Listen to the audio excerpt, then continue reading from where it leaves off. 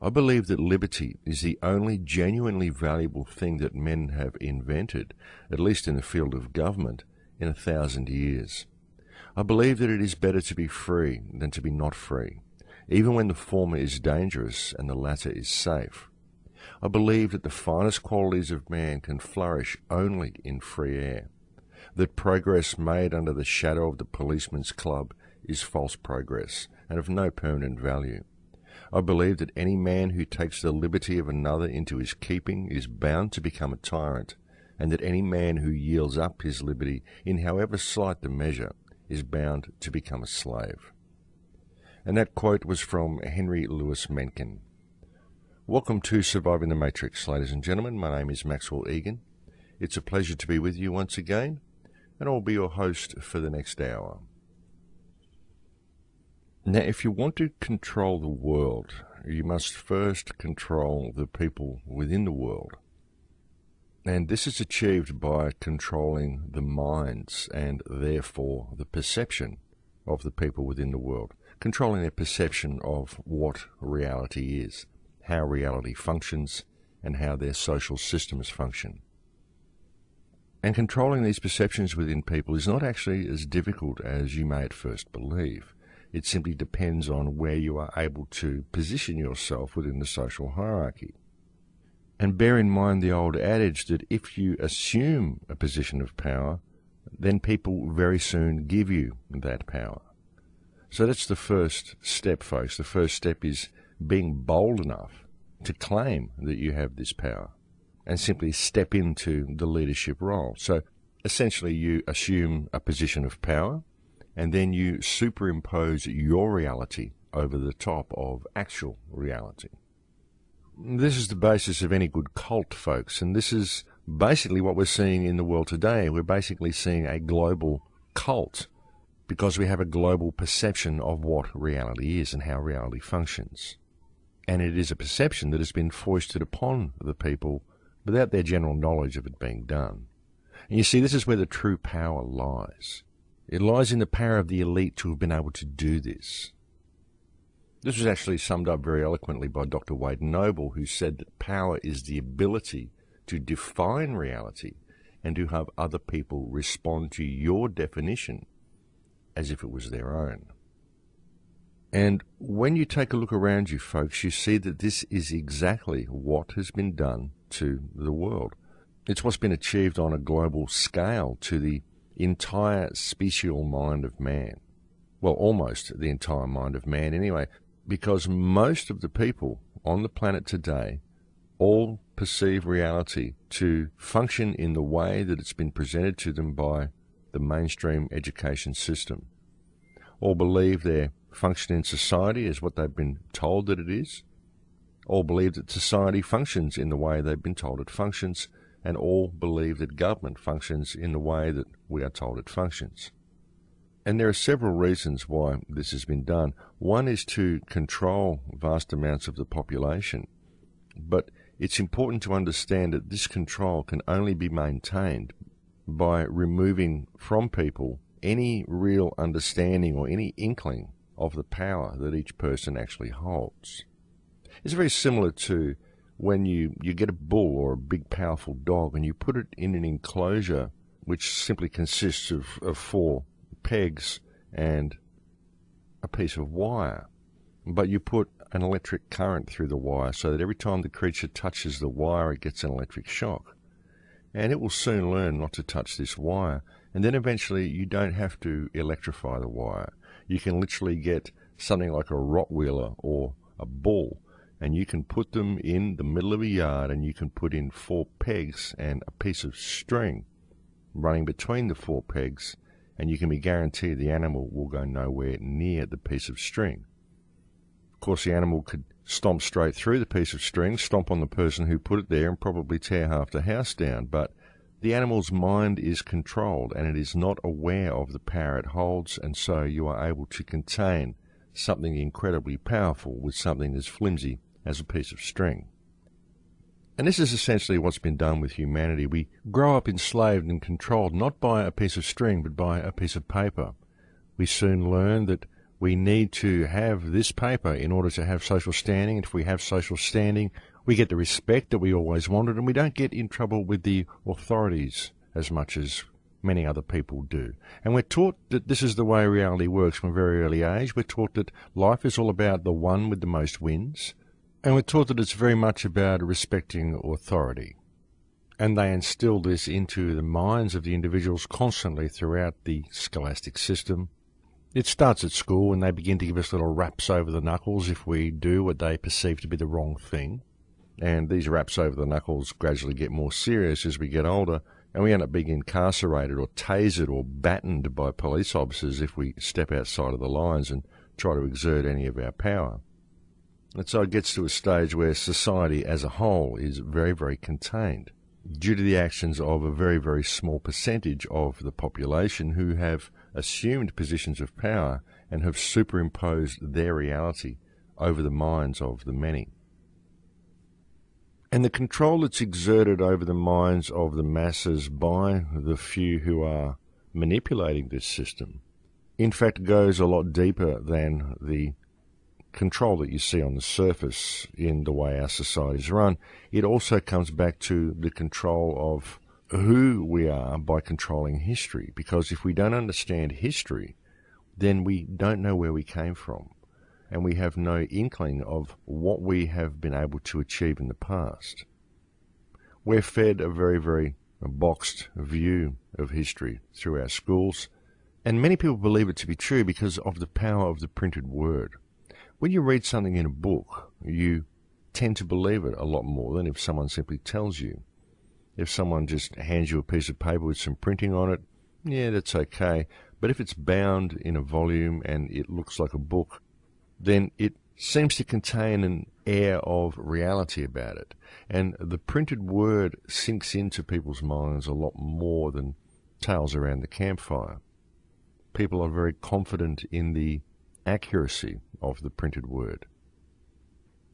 But you've got to remember, folks, that history is written by the winners, and the history that has been placed there for the people to read and to absorb is the history that the powers that be want us to have. But the reality is that if you travel around the planet and look around you, you find that there are monuments and structures and things lying all over the planet that tell a completely different story. And the further reality is that we constructed these things. We were able to do a lot more than we are now. But because these monuments are simply classed as oddities and curios, the real significance of the existence of these structures is basically disregarded, and we just don't think about that sort of thing. But the fact is that the ancient monuments that exist all over this planet tell a completely different version of history than what we're fed, and they contain huge significance for the origins of humankind. They contain huge significance for the capabilities of human consciousness. And the thing is, folks, you can say that these monuments are simply curios, but the fact is that we don't know how they were built. And just those three words, we don't know, hold such an incredible amount of significance. The fact that we have all the technology that we have, but we don't know how to do this. We don't know how to do these things that are now in ruins lying all over the planet. Of course, it's very likely that the temples in South America, the Mayan ruins, were all made through softening stone, because there are tribal people there who have been reported to make moulded stone statues that they use by applying plant extracts to stones, certain shaman. And there are the works of Percy Fawcett, which talk about softening stone. I mentioned all of this in my book that I released in 2005 that you can get from the website. But the thing is that we don't have these technologies now, and that is of huge significance. And none of these ruins should be so lightly dismissed. And of course, none of the explanations we're given for these things by mainstream academia actually work in any way. The explanations we're given for the building of the pyramids, and even the time frame that we are given for the building of the pyramids, makes absolutely no sense. And so you can see how much effort's been gone to cover up history and to hide history from the eyes of the people. So you've got to ask why.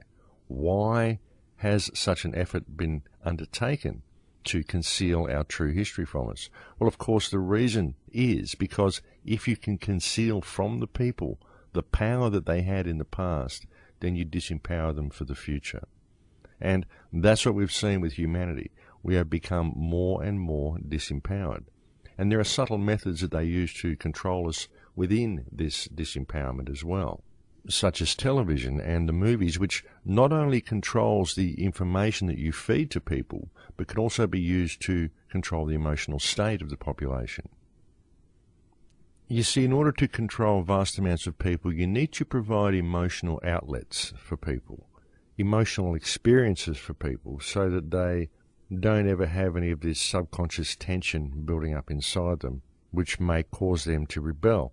You do this by the use of things such as sporting teams, large football matches, and by movies and things like that. Movies are very, very useful in controlling the emotional state of people, and they also provide a means of disempowering people as well by making everything larger than life. If you go and watch a movie, there's always the hero on the big screen who will save the world, and you go through the emotional ride with the hero of the movie, and at the end he vanquishes the bad guys, and you sigh a huge sigh of relief, and you feel all fulfilled, and you feel like something's been achieved, like evil has been killed.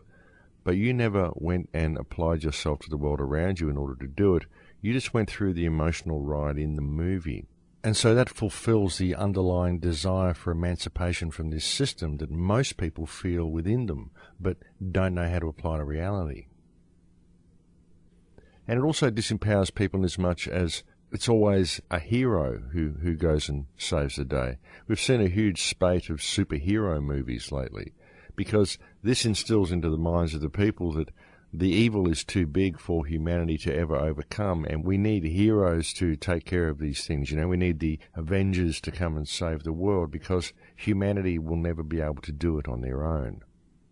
And you also see within movies these depictions of government, of how government are these intricate webs of espionage and intelligence and counterintelligence, when really they're just a bunch of megalomaniacal control freaks who are stealing all the wealth from the people. And you see an incessant amount of cop shows on television and movies about police officers where the police are always the good guys. The police are always the ones who are out there being honest, honourable and upstanding individuals. And if there is corruption displayed within the police department in the movie, then there's a good guy there who's going to save the day and fix all the problems, and in the end good will prevail. When really the main role of police in modern society is to defend corporate corruption. I mean, that's basically what they do these days. They collect revenue for the government and they impose their will upon anybody who steps outside of the lines. And should the people choose to stand up against corporate corruption and stand up against things such as coal seam gas mining, they are called extremists, and the police are used to suppress and remove their freedoms. We actually saw the Deputy Premier of New South Wales here in Australia label coal seam gas opponents as extremists a couple of weeks ago as well. But essentially what I'm saying here is that the role that we see police and government playing on television is in fact diametrically opposed to what their actual role is within the parameters of our current social system. But the police and government are always portrayed as being all-powerful and untouchable on the silver screen, and so therefore people perceive these organisations to be exactly that, when in fact they're not. The government are in fact a group of public trustees who are operating in breach of trust and working to steal all of the resources of the nation while enslaving the population, and the police are simply the enforcers that are helping it happen. But of course, many of the police don't know this as well. Many of the police believe what's fed to them. They believe the propaganda. They believe that they are the protectors of society. And of course there are always a smattering of brutal police placed in amongst them, so that they will assume the positions of leadership and they will lead all of the otherwise nice people down the path of totalitarianism. It's always very, very contrived and very well constructed this way, folks.